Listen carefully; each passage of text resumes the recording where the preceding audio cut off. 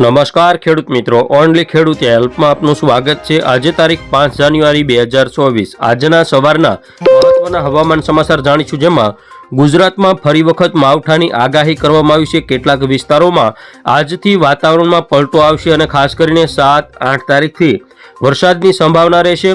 જોઈએ સંપૂર્ણ અપડેટ કે કયા કયા વિસ્તારોમાં માવઠાનો વરસાદ પડી શકે। ચેનલમાં નવા હોય તો સબસ્ક્રાઇબ કરી લેજો।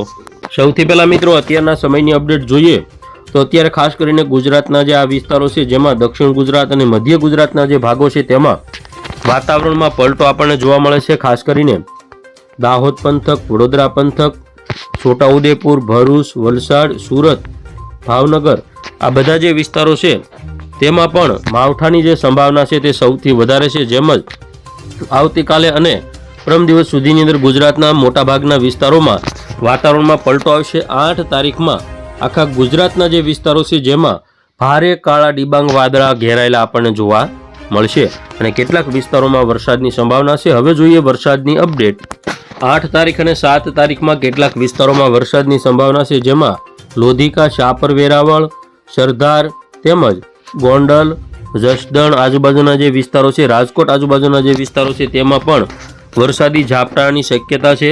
સાથે સાથે દક્ષિણ ગુજરાતમાં સુરત, બારડોલી, નવસારી, તાપી આજુબાજુના જે વિસ્તારો છે તેમજ બીલીમોરા, વલસાડ, વાપી, ભવનાથ, અંબોશી, ડાંગ, સાપુતારા, વાની તેમજ ખાડોલી આજુબાજુના જે વિસ્તારો છે, કપરાડા છે, આ બધા જે વિસ્તારો છે તેમાં પણ વરસાદી ઝાપટાની શક્યતા ગણી શકાય।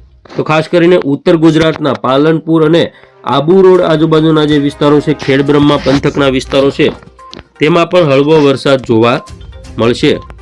રાત્રિની અપડેટ જોઈએ 8 તારીખે રાત્રિના સમયે તો ખાસ કરીને ડુંગરપુર આજુબાજુ અને ખેડબ્રહ્મા, બાંસવાડા આજુબાજુના જે વિસ્તારો છે, દાહોદ પંથક છે, ગોધરા પંથક છે, આ બધા વિસ્તારોમાં હળવા વરસાદી ઝાપટા પડવાની શક્યતા ગણી શકાય। હવે આપણે વાત કરીએ ગુજરાતનું તાપમાન અત્યારે કેવું છે, તો ખાસ કરીને ઠંડીનો જે પારો છે તે નીચે આવી રહ્યો છે। નલિયા કચ્છમાં મિનિમમ 8-10 ડિગ્રી તાપમાન, તેમજ પાલનપુર, સુઈગામ, સઉદ, દાહોદમાં 18, વડોદરામાં 19, રાજકોટમાં 17, જામનગરમાં 19 ડિગ્રી, સુરતમાં 21 ડિગ્રી સેલ્સિયસ તાપમાન આપણને જોવા મળે છે।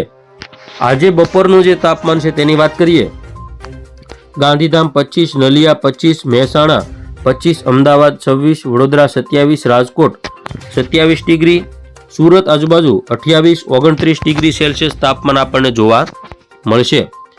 આવતીકાલે જે વહેલી સવારનું જે તાપમાન છે તેની વાત કરીએ, Khavda 13 degree, Gandhidham 13, Naliya 14, Palanpur 12 degree, Suigam 12 degree, Ahmedabad 14, Dahod 14 degree Celsius, Rajkot 13, Junagadh 15, Surat 16 degree Celsius તાપમાન। તેમજ આવતીકાલે બપોરનું જે તાપમાન છે જેમાં ખાસ કરીને 26 degree Ahmedabad, Veraval 29, Surat 31, Jamnagar 25 degree Celsius તાપમાન જોવા મળશે।